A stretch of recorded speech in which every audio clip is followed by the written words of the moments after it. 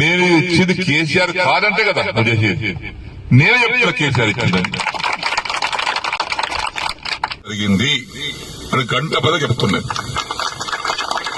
ఎవడు నాకు చెప్పాల్సిన అవసరం లేదు, నేనే సాక్ష్యం. అన్నం పెట్టుకుని మరుస్తున్నా కష్టం కదా. అయితే రాజకీయ పరిణామాల వల్ల కొంతమంది దౌర్భాగ్యాలు చేసినటువంటి బాధల వల్ల నేను కొంత నిర్ణయం తీసుకుని మారాల్సి వచ్చింది. ఇవన్నీ హామీ ఇస్తున్నా, 6 మాసాల్లో కూడా పూర్తి చేస్తా అన్నాడు. ఇవన్నీ కడువ కప్పుకున్నా. ఆ కడువ కూడా జాతీయ కడువ కప్పుకున్నా. నయమైంది. ఈ కోర్టు కేసులు ఉన్నాయి ఇప్పుడు మా మీద కోర్టు కేసులు నడుస్తున్నాయి. అరే చేతి గుర్తు కండువ కప్పుకోలేదు బాబు, ఇందిరమ్మ బొమ్మతో కప్పుకోలేదు, జాతీయ కండువ మోదీ కూడా కప్పుకున్నాడు ప్రధానమంత్రి, అది కప్పుకురా చెప్పిన. సరే ఆ కథ వేరు లీగల్ గా. ఇప్పుడు ఈ పరిస్థితిలో మనం ఇక్కడ ఆగినాం.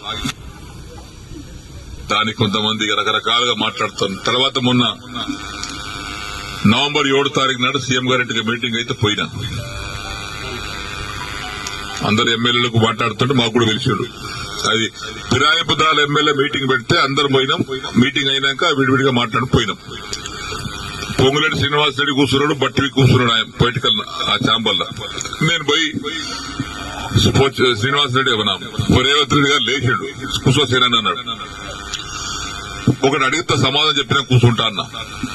ఏందన్నాడు, నేను నీకు 21 జూన్ నాడు నాకు కండువ కప్పిన రోజు నాకేమైనా పైసలు ఇచ్చినావా, నన్ను ఏమైనా కొన్నావా, కట్లట్టు వచ్చినా కొన్నావా చెప్పు, నాకేమైనా ఇద్దరు ఉన్నారు, నన్ను ఏమన్నా నా ఎమ్మెల్యేషిప్ కొన్నావా, నన్ను కొన్నావా చెప్పు, నేను అమ్ముడు పోయినా నీకే చెప్పినా. లేదు పోలేదు, ఇయ్యలేదు. దేనికోసం వచ్చినా, ఈ సమస్యల కోసం వచ్చినా. ఏమైనా అయిందా, ఏం కాలేదా, ఏమైంది, 100 కోట్లు హెచ్డిఎఫ్ ఉంటే 30 కోట్లు ఇచ్చారు. తర్వాత బంద్. దగ్గర 70 కోట్లు డబుల్ బెడ్రూమ్ ఉంటే 20 కోట్లు ఇచ్చి, 25 కోట్లు ఇచ్చి, 45 కోట్లు ఇవ్వాలి. బంద్. పనులన్నీ పేమెంట్ లేక ఆగిపోతున్నాయి. ఆ కాంట్రాక్ట్ పని చేయమంటే పేమెంట్ ఇవ్వమని అంటున్నాడు. దవాఖాన బాన్సుడు బంద్ అయింది, కోర్టు బంద్ అయింది. సిద్ధపరిసర వారి కాంట్రాక్ట్ 40 కోట్లు ఇవ్వాలి, వాడు బంద్ చేసిండు. వీటి కోసం వచ్చినాయి కదా నేను. లేదా బట్టి గారు సీనన్న దగ్గరికి ఇలా లిస్ట్ మొత్తం తీసుకోండి, ఆ లిస్టు తీసుకొని 2 సార్లు ఇచ్చేయండి, ఒకసారి కాదు కానీ. ఇక పొంగులేటి గారు ఆ లిస్ట్ తీసుకోండి, 2 సార్లు మీరు ఇచ్చేయండి. ఇచ్చిన తెల్లారి ఫోన్ చేస్తే బట్టి లేవట్టాడు, పొంగులేటి లేవట్టాడు. ఏమని చెప్పుకోను నేను. మళ్ళీ అసెంబ్లీ జరుగుతుంది జనవరి 4 తారీఖు నాడు.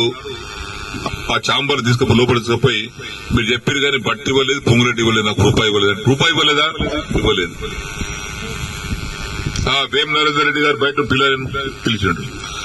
ఏమన్నా సీనన్న బాధపడుతున్నాడు, అది ఇంకా పేమెంట్ కాలేదట, నువ్వన్నా మార్చిలో కూడా 3 విడతలు ఇప్పి. సరే సరే ఆయన తీసుకుని ఆయన వెళ్ళిపోయాడు. తెల్లారు వేం నరేందర్ ఫోన్ చేస్తే ఆయన లేపడు. 50 సార్లు చేసిన, ఒకసారి కాదు 50 సార్లు లేపడు. మళ్ళా మొన్న మార్చి అసెంబ్లీలో జరుగుతుంటే మళ్ళా పోయారు ఛాంబర్. మన అసెంబ్లీలో కూర్చునే సీటు డబుల్ ఉంటుంది. ఆయన